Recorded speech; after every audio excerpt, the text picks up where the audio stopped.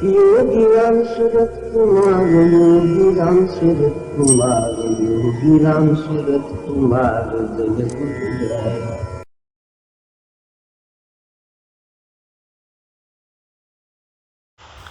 இன்றைக்கு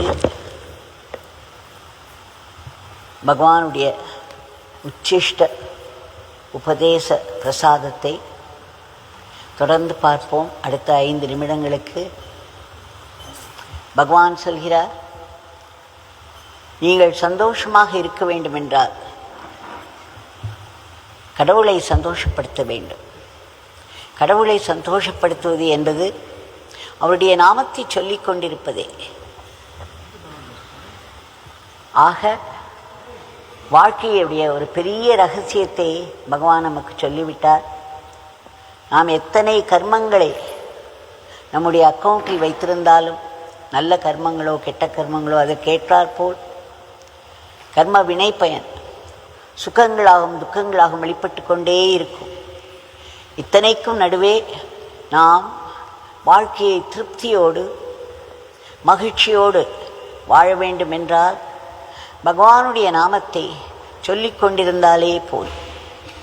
நேற்றைக்கு நாம் பார்த்த மாதிரி அவருடைய நாமத்தை சொல்லும் பொழுதெல்லாம் அந்த இடத்தில் பகவானுடைய அந்த சக்தி மிகு இருப்பு வந்து விடுகிறது. அப்பொழுது நாம் நாமத்தை சொல்லும் பொழுது அவருடைய முன்னிலையில் தான் சொல்லிக் கொண்டிருக்கிறோம். அவருக்கு தெரியும் அல்லவா நமக்கு எது சந்தோஷத்தை தருவது, இது அமைதியை தருவது என்று.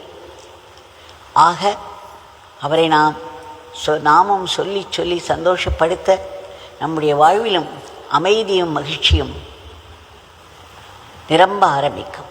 இதை நாம் நினைவில் கொள்ள வேண்டும்.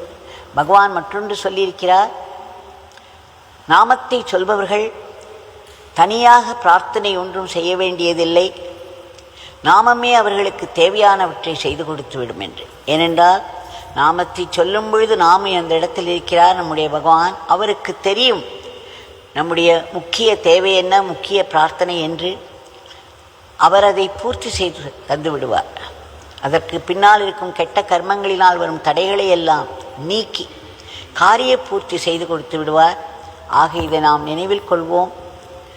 என்ன ஒரு தேவை இருந்தாலும் நம்முடைய திருப்திக்காக அதை ஒரு பிரார்த்தனையாக செய்து கொண்டு அந்த பிரார்த்தனைக்கு நாம் நாமம் சொல்லிக்கொண்டே இருந்தோமானால் ஏதோ ஒரு நாமத்தில் அது கண்டிப்பாக நம்முடைய திருப்திக்கு ஏற்றவாறு அந்த காரிய பூர்த்தியை செய்து கொடுத்துவிடும்.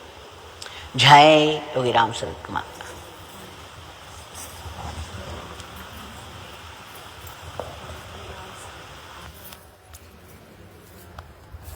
योगी राम सूरत कुमार, योगी राम सूरत कुमार, योगी राम